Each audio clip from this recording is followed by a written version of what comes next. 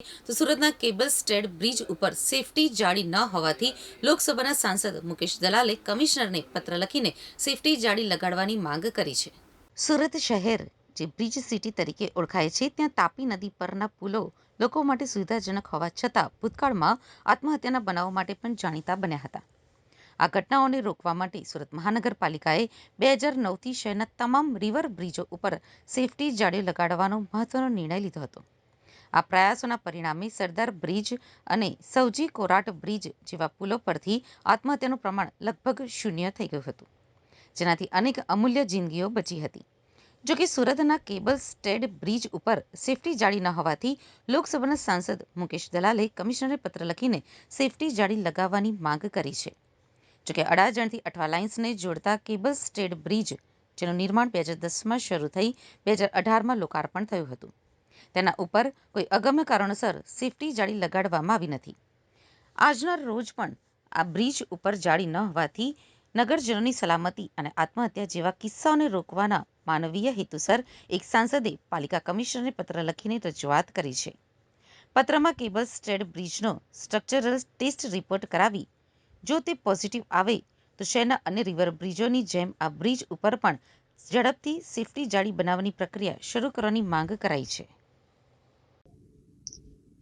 2009-10માં હું જ્યારે સ્થાયી સમિતિ ચેરમેન હતો તે દિવસોમાં સરદાર બ્રિજ પરથી દર વર્ષે લગભગ સરેરાશ 90થી 100 લોકો અને સૌજી કોરાટ બ્રિજ પરથી સરેરાશ 70-80 લોકો આત્મહત્યા કરતા હતા. કારણ કે એ સીધો ઉપાય હતો. તેને કારણે કેટલાય કુટુંબો બરબાદ થઈ જતા, કેટલા યુવાનો યુવતીઓની જિંદગી બરબાદ થઈ જતી હતી. ત્યારે મેં સર્વપ્રથમ નેટ અહીં સરદાર બ્રિજ પર લગાવવાનું સૂચન મેં મ્યુનિસિપલ કમિશનરશ્રીને કર્યું હતું.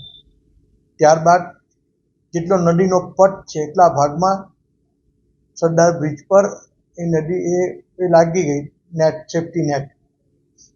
સેફટી નેટ લાગ્યા બાદ તરત જ એનું પરિણામ એ આવ્યું કે આત્મહત્યાનું પ્રમાણ શૂન્ય થઈ ગયું. તે પરિણામ જોઈને તાત્કાલિક પછી જેટલા પણ બ્રિજ છે એમાં સૌજી કોરાટ બ્રિજને સેકન્ડ પ્રાયોરિટીમાં લઈને સૌજી કોરાટ બ્રિજ પરથી પણ આ નેટ લગાવવામાં આવી. સૌજી કોરાટ બ્રિજ પર પણ આત્મહત્યાનું પ્રમાણ શૂન્ય થયું.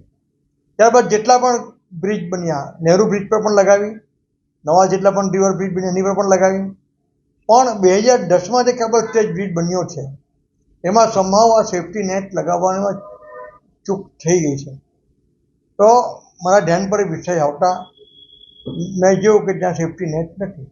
મેં મ્યુનિસિપલ કમિશનરને એક પત્ર લખીને સૂચન કર્યું છે કે તાકીદે કેબલ સ્ટેજ બ્રિજનો સ્ટ્રક્ચરલ રિપોર્ટ કઢાવીને અને જો એ સ્ટ્રક્ચરલ રિપોર્ટ પોઝિટિવ આવે તો જેટલા પટ્ટમાં નદી છે તેટલા પટ્ટમાં એક સેફટી નેટ લગાડવામાં આવે, જેથી આ પુલ પરથી પણ લોકો કૂદીને આત્મહત્યા નહીં કરે અને શહેરીજનોની જિંદગી બચે, અમૂલ્ય જિંદગી બચે અને કેટલાય કુટુંબો બરબાદ થતા બચે.